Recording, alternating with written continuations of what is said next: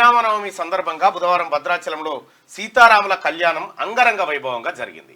మిథిలా మైదానంలో ఈ వేడుకను కన్నుల పండుగ నిర్వహించారు. అభిజిత్ లగ్నంలో వేద పండితుల మంత్రోచ్చరణల మధ్య సీతమ్మ వారికి మాంగళ్య ధారణ జరిగింది. రామనామ స్మరణతో భద్రాచలం పురవీధులన్నీ మార్మోగాయి. మరోవైపు అయోధ్యలోని రామాలయంలో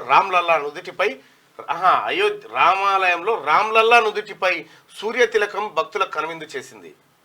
మధ్యాహ్నం 12 గంటల సమయంలో సూర్యకిరణాలు బాలరాముని నుదుటిపై పడ్డాయి. దాదాపు 3 నిమిషాల పాటు ఈ సూర్య తిలకం భక్తులకు కనిపించిందట. కరెక్ట్గా సూర్యుడి ఎండ తిలకం లాగా పడ్డదట. పడేటట్టు టెక్నాలజీ తయారు చేసిండ్రు. టెక్నాలజీ చేసిరేమో. అయితే అది శ్రీరామనవమికే తీస్తారు, క్యాబ్ తీస్తారు.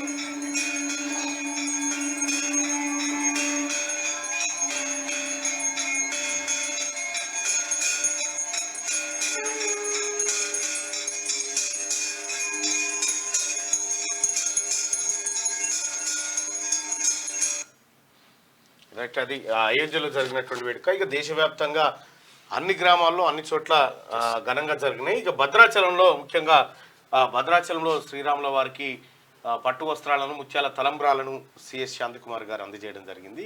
ఇంకా ఎన్నికలున్న నేపథ్యంలో ముఖ్యమంత్రి కానీ ఆ తర్వాత ఎవరికి కానీ ఆనవాయితీ ప్రకారం అసలు యాక్చువల్ ముఖ్యమంత్రి కానీ లేదంటే ఆ దేవాదాయ శాఖ మంత్రి కానీ చేసేవాళ్ళు. ఇక అది లేదు.